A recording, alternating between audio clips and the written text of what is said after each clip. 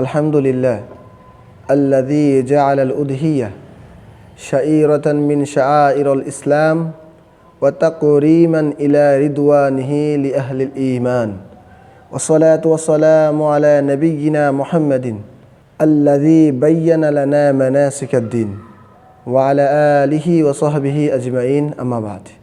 প্রিয় দর্শক শ্রোতা, কুরবানি ইসলামী শরীয়তের একটি গুরুত্বপূর্ণ ও মহান নিদর্শন। এটি কেবল পশু জবেহ করার নাম নয়, বরং আল্লাহর পথে নিজের সবচাইতে গুরুত্বপূর্ণ জিনিস উৎসর্গ করা এবং পূর্ণ আনুগত্য ও বাধ্যগত হওয়ার এক বাস্তব বহিঃপ্রকাশ।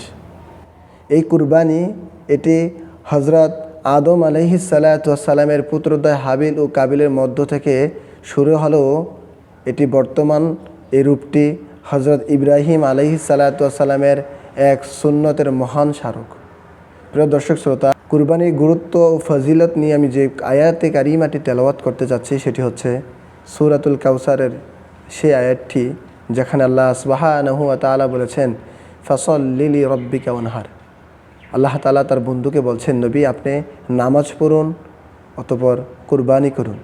অতএব কুরবানি একটি গুরুত্বপূর্ণ বিষয়। সুনান ইবনে মাজাহ 3123 নম্বর হাদিস, রাসূলুল্লাহ সাল্লাল্লাহু আলাইহি ওয়াসাল্লাম কি বলেছেন দেখেন।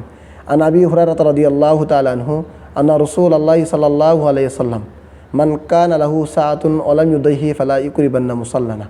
রাসূল আরবি সাল্লাল্লাহু আলাইহি ওয়াসাল্লাম এই হাদিসের মধ্যে বলছেন যে যাদের কুরবানি দেওয়ার সামর্থ্য আছে কিন্তু সে কুরবানি করলো না, নবীজি বলছেন সে যেন ঈদগাহের নিকটবর্তী না হয়। এই হাদিস প্রমাণ করে আপনার উপর ওয়াজিব হলে যদি আপনি না দেন তাহলে কুরবানি ঈদগাহর ময়দানে যাওয়া আপনার জন্য নিষেধ করে দেওয়া হয়েছে। একদিক থেকে যেমন আপনার প্রতি এই কুরবানি ওয়াজিব হওয়াটা এটা আপনার গুরুত্ব আরোপ করা হয়েছে, অন্য দিক থেকে আরেকটা যে ব্যাখ্যা করা যায় সেটি হচ্ছে গিয়ে আপনার ঈদগাহে যাওয়া মুসলমান ধনী গরিব একে অপরের মধ্যে মহব্বত ভালোবাসা সৃষ্টি হওয়া, অন্য দিক থেকে আল্লাহ তাআলা তার বান্দাদেরকে গুনাহ মাফ করে বাড়িতে পৌঁছে দেওয়ার সুসংবাদ দেওয়া। আরেক দিক থেকে এই কুরবানির দিন ঈদগাহে যাওয়া মানে আপনি আল্লাহর মেহমান হওয়া।